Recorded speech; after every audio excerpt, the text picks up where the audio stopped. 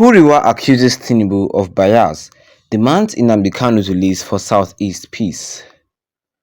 Good morning, everyone, and thank you for tuning in and listening to this headline that we got in this morning. As our headline for this morning says here, that HURIWA accuses Tinubu of bias, demands Nnamdi Kanu's release for Southeast peace. Well, the Human Rights Writers Association of Nigeria, HURIWA, has accused President Bola Ahmed Tinubu of perpetuating systematic discrimination against the Igbo people by refusing to release the detained leader of the indigenous people of Biafra, IPOB Mazi Nnamdi Kanu. The association described the continued incarceration of Kanu as unjust, provocative, and a major impediment of lasting peace and stability in the southeast region. In a strongly worded statement issued on Thursday, HURIWA questioned the glaring double standard in the federal government handling of separatist movements in Nigeria. It pointed out that Sunday Igboho, leader of the Yoruba Nation movement, who similarly advocates for self-determination, enjoys freedom and has not been subjected to the same treatment as Kanu. Despite both movements sharing similar objectives, IPOB has been labeled a terrorist organization, while the Yoruba Nation movement remains unprescribed and its leader untouched by the law. This disparity is an affront to justice and fairness, Huriwa said. Why is Nnamdi Kanu's case different? Why is IPOB leader treated with such hostility and disdain, while Sunday Igboho, who leads a similar separatist movement, is a free man? Is it because IPOB represent the Igbo people? This level of discrimination is not only ungodly, but also threatens the fragile unity of Nigeria. Huriwa emphasized that the continued detention of Kanu has intensified discontent in the southeast with far-reaching consequences for the region's economy, security and social stability. The Monday sit-at-home protests enforced by yet-to-be-identified actors have crippled businesses, paralyzed education, and created a general sense of unrest among residents. The association also highlighted the human cost of the crisis.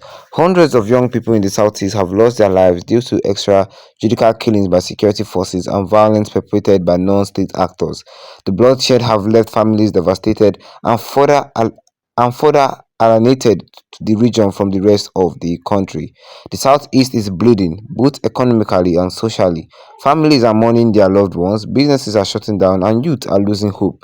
The federal government's refusal to address these issues through dialogue and reconciliation shows a lack of commitment to national unity, Huriwa said.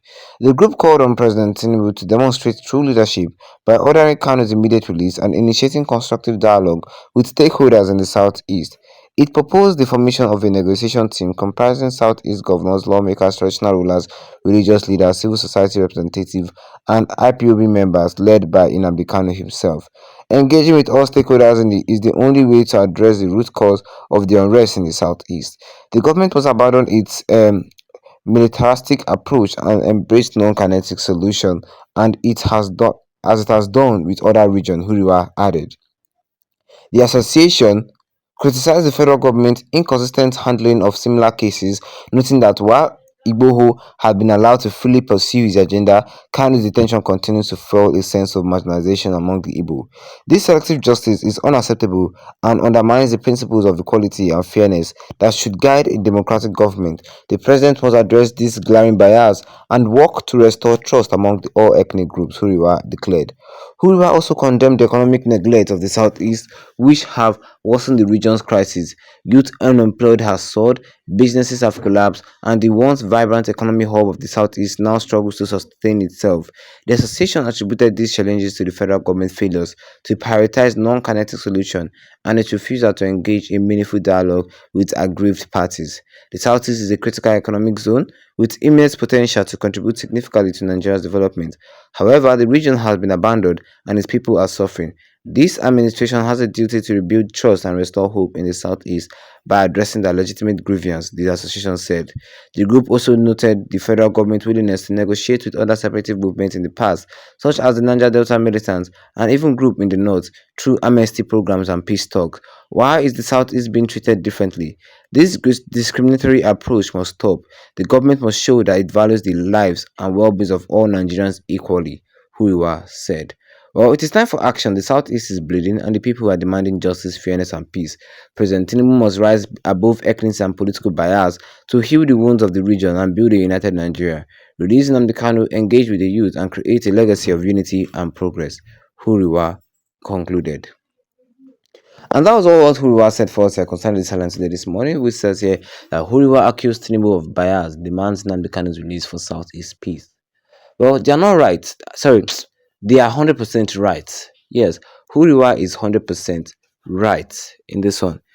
That is what a lot of people are thinking. A lot of people are saying the same thing, that why is our Igbo own different? Sunday Igbohu is also agitating. Sunday Igbohu is not in detention. Sunday Igbohu is not in prolonged detention. Why is the Igbo own always different? Yes, that is what a lot of people have said. We keep saying the same thing over and over and over and over again. They are saying the same thing. Why is our own not different? Is it because of Nnamdi Kanu is an Igbo man? Is it because of Nnamdi Kanu is an Igbo man? That's what everybody is saying. Saying that Tinubu is doing ethnicity, Tinubu is doing this, Tinubu is doing that, Tinubu has neglected the Southeast. The Southeast people feel that they've been neglected, which is true. They've been marginalized, which is true. And in order to solve all this tension and all this neglection and all this marginalization in Southeast, first is to release Nnamdi Kanu so that peace will reign in the Southeast. Second of all is to show love to them and treat everybody equally. Yes, treat everybody equally. People in Nigeria think that Igbo people are like the lowest class, but they don't know that we also make like the Igbo people also develop this country called Nigeria. Do you think that without the Igbo people, the Yoruba will be able to survive? No, they will not. So it's either Tinubu addresses this problem now, or everybody just go their separate ways. Yes, everybody just go their separate way. Yes, people are saying that is it because of Biafra or IPOB represent the Igbo people, but the Yoruba nation agitation, they're not attacking them, or they're not calling them terrorists too, but they're calling IPOB terrorists. They're calling IPOB terrorists, but the Yoruba agitators, they did not attack them, or they did not call them terrorists. You can see these things does not make sense here. Or what do you guys think? Drop your comment in the comment section. Don't forget to leave a like on this video. Then tap the subscribe button, yes, bigger on with the notification bell, so that anytime of any video, you'll be the first to get notified about it. Once again, thank you for tuning in and have a wonderful day ahead of you.